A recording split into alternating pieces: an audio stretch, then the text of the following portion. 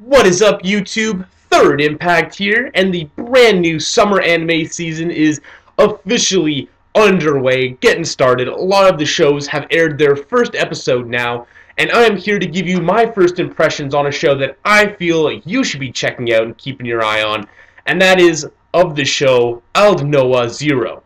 So generally, I'm not the biggest fan of mecha political sci-fi shows, but this particular show caught my attention when I saw that it was written and created by Gen Urobuchi, of course the creator of Madoka, Fate Zero, and Psycho-Pass, just to name a couple off the top of my head. And Gen Urobuchi just has an amazing track record, at least in my opinion, with his shows, and even ones that tend to have a more generic setup at the beginning, he always tends to subvert and surprise with his writing, and many of his shows have very dark twists and turns, so I'm very excited for that in this show. So one thing for me at least with these political sci-fi shows is sometimes they're a little heavy with the exposition, sometimes they just lay down way too much info and things can get a little bit confusing, sometimes a little bit boring, all this kind of stuff. But I feel like this episode does a very good job of both setting everything up, letting you know what's going on, setting up the tension, and then following through and setting up huge action at the end as well.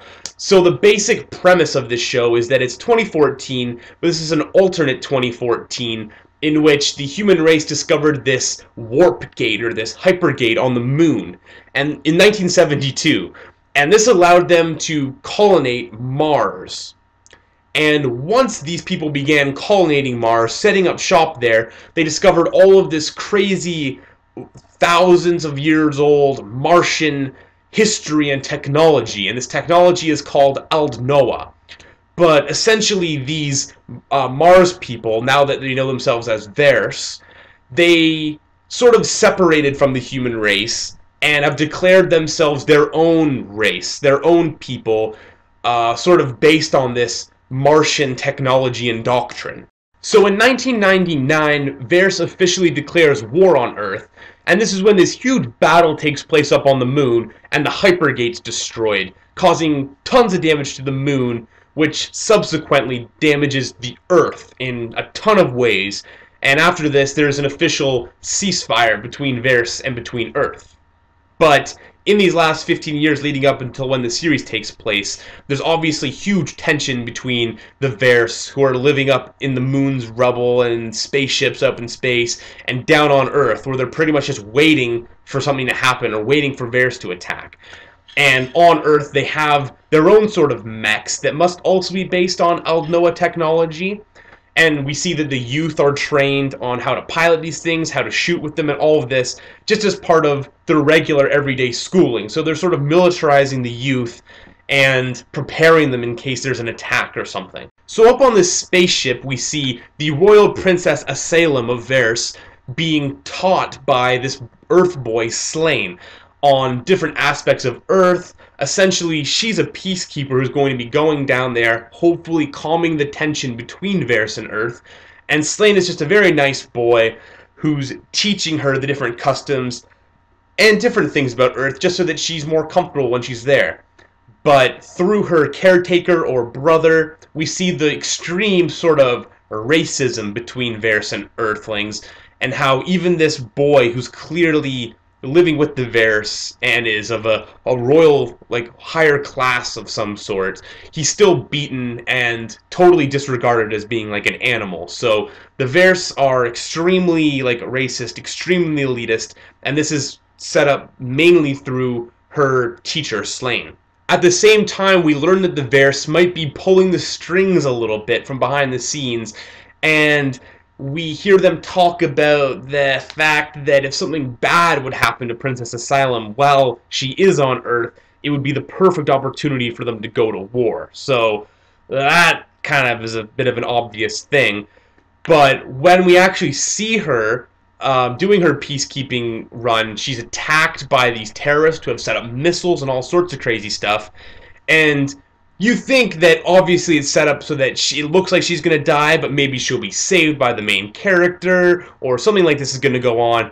But this young peacekeeping girl is blown up by a missile right at the beginning of the first episode, and this sparks war between Earth and Verse. So after the peacekeeping princess's assassination, Verse has the perfect excuse to just start crash landing their huge ships into capital cities all across the world.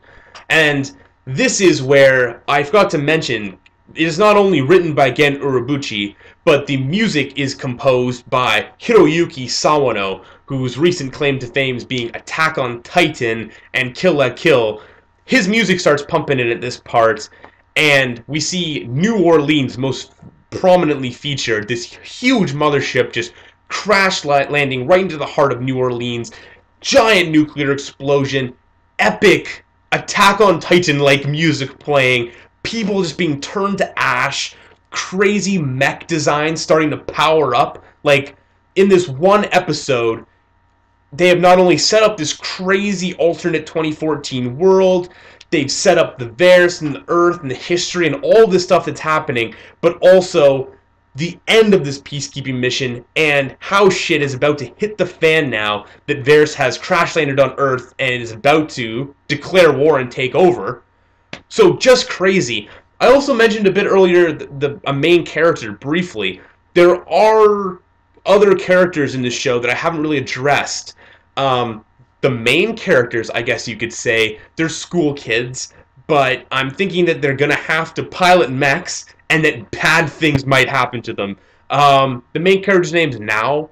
I'm not really sure the others. They weren't too memorable, but there was also another character I really liked named Lieutenant Marito, who's a guy, bit of a drinking problem, but like really cool guy, knows how to get the job done, and also was part of the big battle on the moon and knows what happened even if others may have forgotten. So a little bit of intrigue and mystery there. Lots of interesting questions that will be fleshed out as the series goes on, most certainly. But this is just one that, you know, saw Gen Urobuchi on there, saw Hiroyuki Sawano on there, and decided to check it out and was not disappointed. So you should definitely check it out. Aldnoah Zero looks like it's going to be a not very generic, crazy mech series. And I hope you guys enjoy. I hope you guys stick by for some more episode reviews of Aldnoah Zero. Please like, comment, subscribe, and I will see you guys later. Peace.